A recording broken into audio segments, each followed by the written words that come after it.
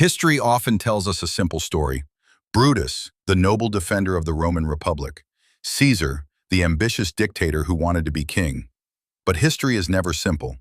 Behind this famous betrayal lies a web of personal relationships, political strategy, and hidden motives. Today, we uncover 5 secrets about Brutus and Caesar that most schools never tell you. Secrets that will make you question everything you thought you knew about one of history's most famous murders. Secret 1.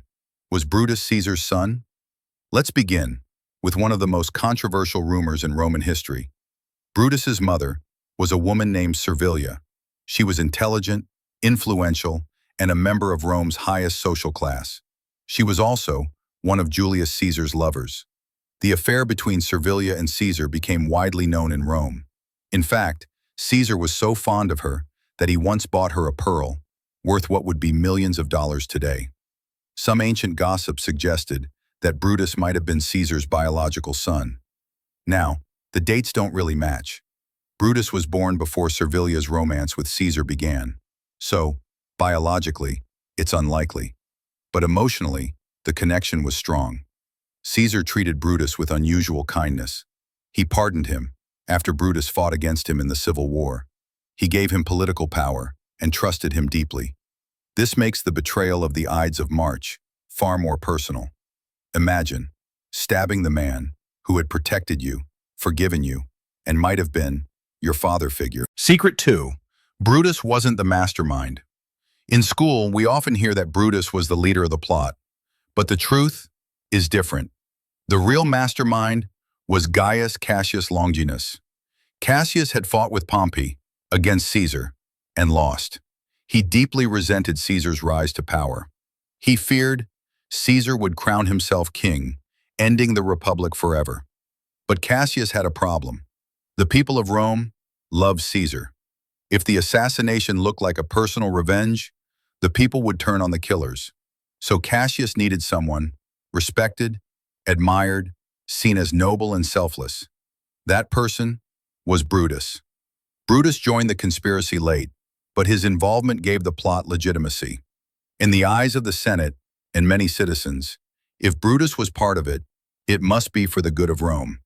Without Brutus, the assassination could have been dismissed as a petty coup. With Brutus, it became a noble act, at least in the minds of the conspirators. Secret 3. Caesar's death didn't save the Republic. The conspirators believed killing Caesar would bring back freedom. They were wrong. Caesar was planning major reforms: debt relief, land for veterans, expansion of Roman citizenship. He was even preparing for a huge military campaign against Parthia, Rome's great eastern rival. When Caesar fell, the Republic didn't return to democracy. Instead, Rome plunged into chaos. Civil war erupted, pitting Caesar's supporters against his assassins. And in the end, it was Caesar's adopted heir, Octavian, later known as Augustus, who emerged victorious. Augustus took absolute power, becoming the first Roman emperor. The Republic was gone forever. The assassination, meant to save democracy, had destroyed it. Secret 4. Et tu, Brute, never happened.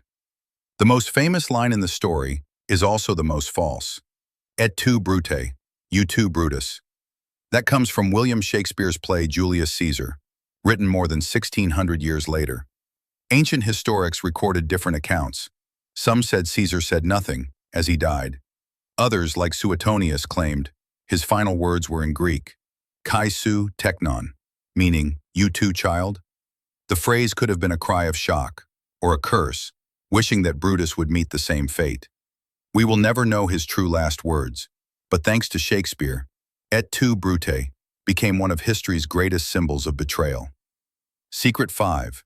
The aftermath was darker than you think. The murder happened on March 15, 44 BC, the Ides of March. Caesar was stabbed 23 times by more than 60 senators. Only one wound, the second blow to his chest, was fatal.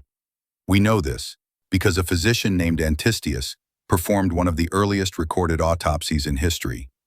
After the murder, Brutus and Cassius fled Rome, but Caesar's supporters struck back. The conspirators were hunted, defeated, and killed. To mark their victory, Caesar's killers even had coins minted. They showed two daggers and the words, Ide Mar. It was a chilling message that political murder was now a tool of propaganda. Conclusion. The story of Brutus and Caesar is not a simple one. It is a story of ambition, propaganda, loyalty, and betrayal.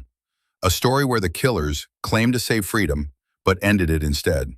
Caesar's death didn't save the Republic. It destroyed it.